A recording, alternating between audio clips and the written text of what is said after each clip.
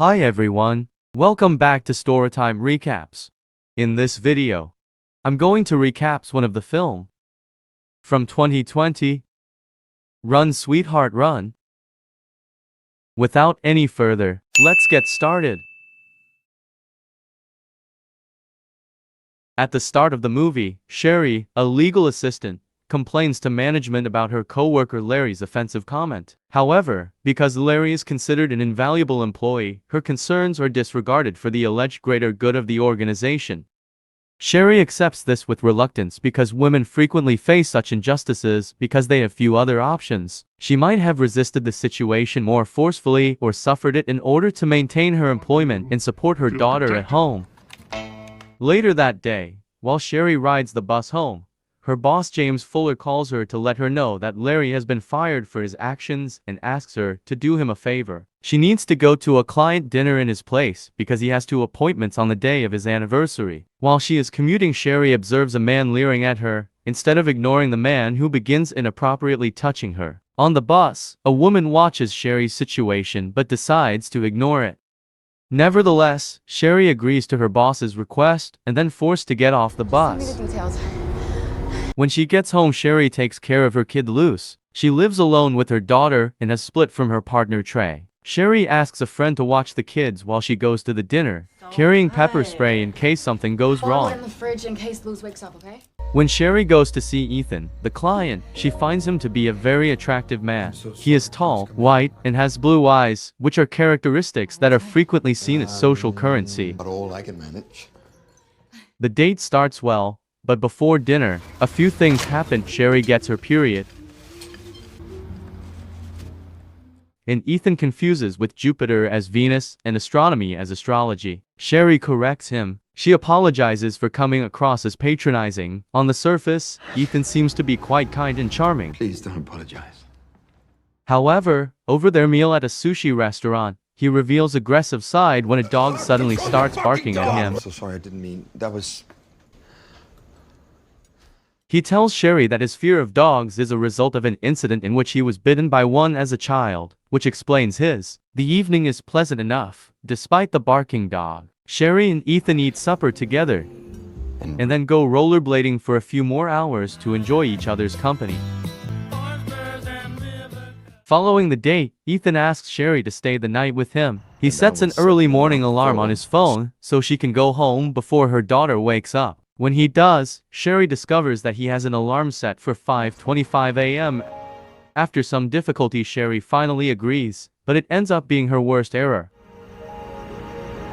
Just before entering the house, Ethan interrupts the audience to signal that they should wait. He is doing something and wants us to watch.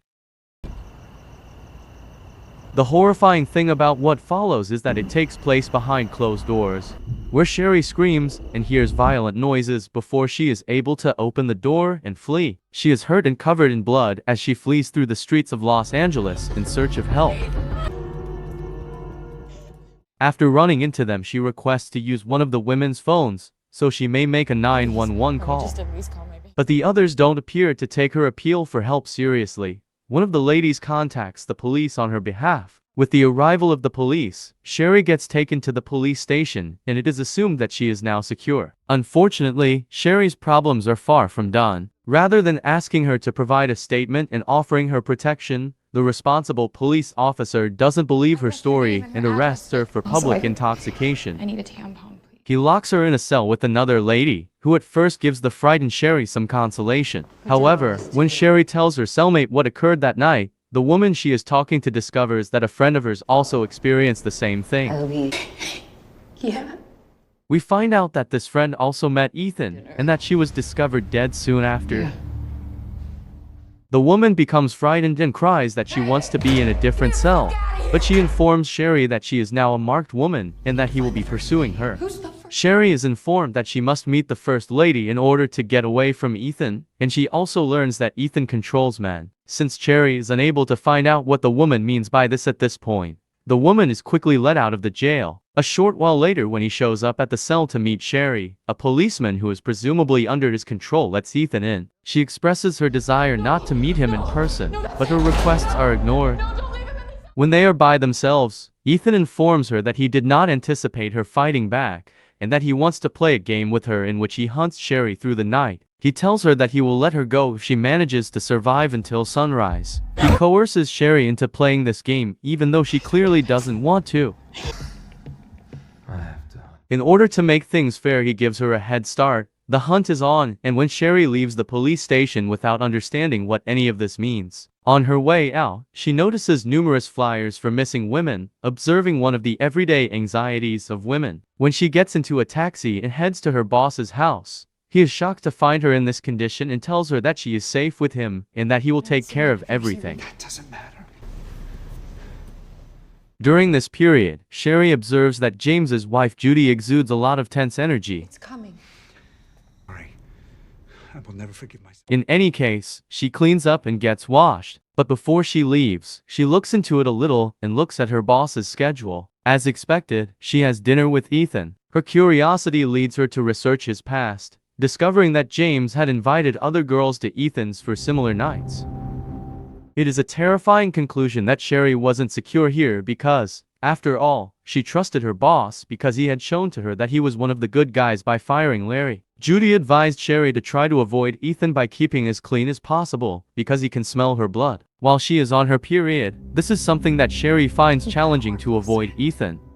After Judy's warning, Sherry makes her escape, closely followed by James. She gets away just in time and boards a bus. After getting off at a convenience store, she purchases a pack of tampons and uses the restroom. But to her dismay, the moment she comes out, Ethan is waiting for her and he drags her.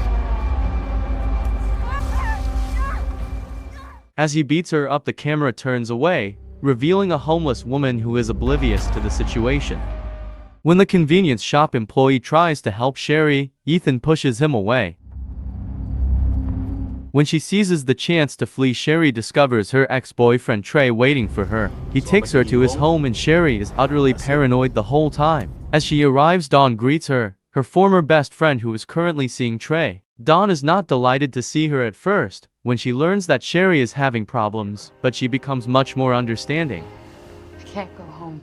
While she gets cleaned up, Trey goes to purchase Sherry some tampons. Even so, since she is certain that she will be discovered, Sherry is prepared to sprint in her sneakers. One of the people in the house reads her tarot cards and predicts that she is a person of great strength and courage, and she will find a way to overcome her struggles. You might want to go. Shortly after, as Sherry anticipates, Ethan arrives at the door, and Dawn and her friends prepare for a battle. But they are unable to compete with him. When we hear gunfire and screaming, and even though we can't see what happens, it's obvious that Ethan is in control. Shortly after, we learn that Ethan has murdered everyone. Sherry then confronts Ethan once more, before he can hurt her, but Trey shows up with the tampons. He approaches Ethan, but before he can attack him, Ethan rips his head off and bites his throat. It is now evident that he is not an ordinary man, but rather someone completely different. After another run-in with Ethan, in which he is struck by a car, Sherry flees for her life once more. She then goes to a nearby church and requests a cross from a priest in holy water. She knows that Ethan might be a demon, therefore she intends to use these against him. Sadly, the priest is no help. As it turns out, the person Sherry had been talking to was Ethan in the form of the priest who is lying unconscious a few feet away. Ethan informs Sherry that he exists and that he adores old priests because people believe in him. He shows her his true form off camera, but we know it is something demonic. Sherry is appropriately frightened by what she sees, but before it can murder her, the priest wakes up and stabbing the beast in the back. He then gives her a lighter and points Sherry to a nearby escape hatch, before being killed himself.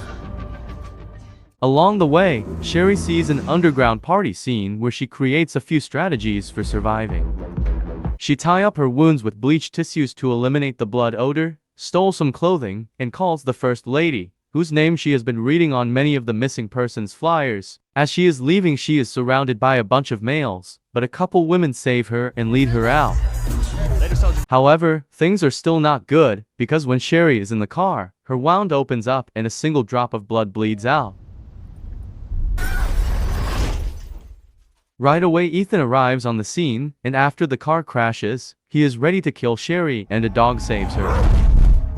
She then goes to the Grand Spa, where the First Lady is, and she finds out more about the First Lady and Ethan. The First Lady reveals that she is the first angel, and she is on a quest to find Ethan, a corrupted angel who has turned into a demon, sent to Earth to lead humans and uphold order.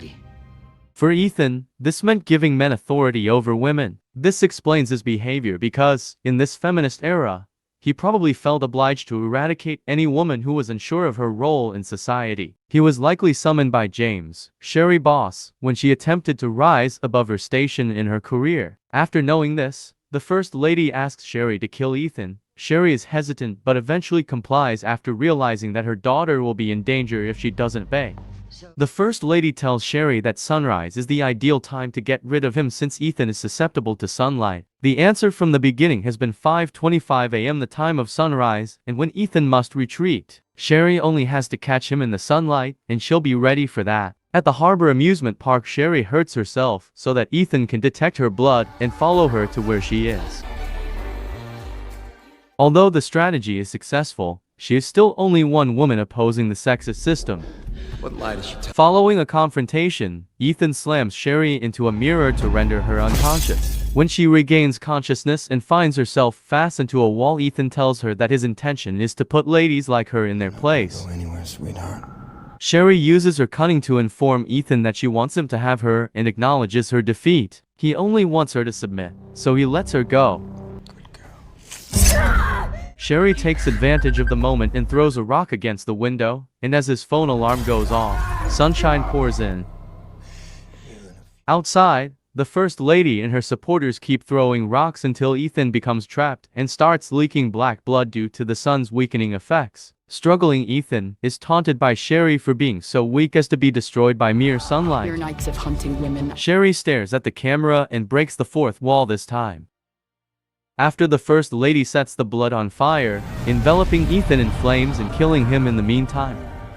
With the terrifying event over, Sherry chooses to go back home. In the film's final moments, Sherry reunites with Luce, creating a heartwarming scene. Despite her own horrific past, Sherry is motivated by her want to be with Luce and never puts her daughter's life at danger. In this way, the mother-daughter story ends satisfactorily. Thanks for watching. And remember to turn on your notifications to watch more movie recaps like this one.